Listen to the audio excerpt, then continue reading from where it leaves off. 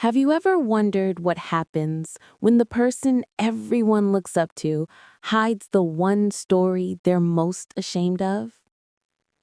This is the story of the preacher's daughter, a girl born into light who somehow found herself walking through shadows.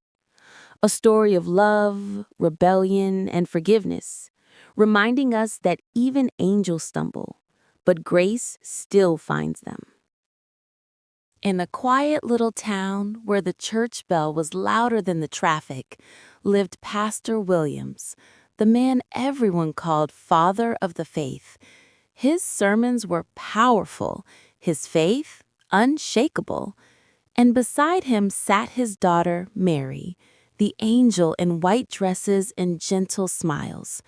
Everyone adored her, but they never noticed that even angels can fall. Mary's world was made of rules.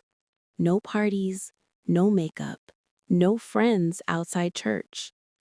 Her father said purity was the path to heaven, and she obeyed. But loneliness lived in her silence.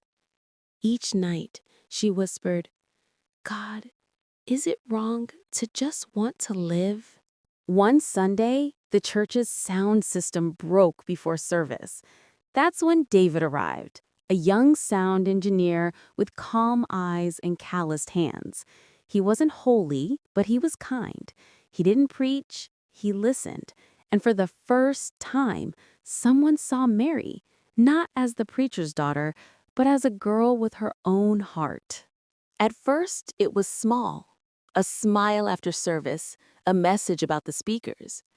Then came laughter, long talks, and shared dreams.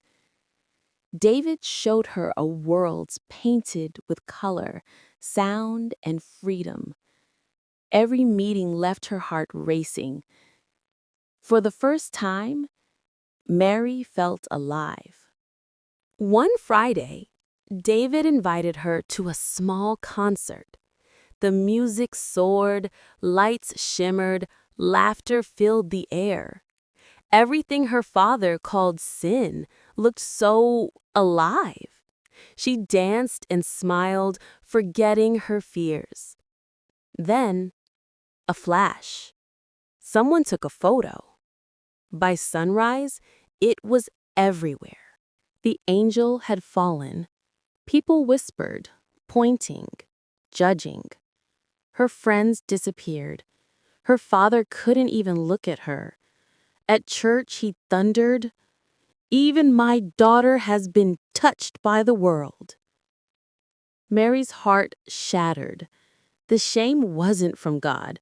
It was from the people who claimed to know him. That night, silence filled the house. On Sunday, she stood before the congregation and said, "Maybe the world touched me because you never did." Gasps filled the air, and she walked out, barefoot, crying, finally free. She walked through the rain until she found a small community center. Strangers gave her food, warmth, and kindness. No questions, no judgment. She started singing again, not hymns of guilt, but songs of freedom.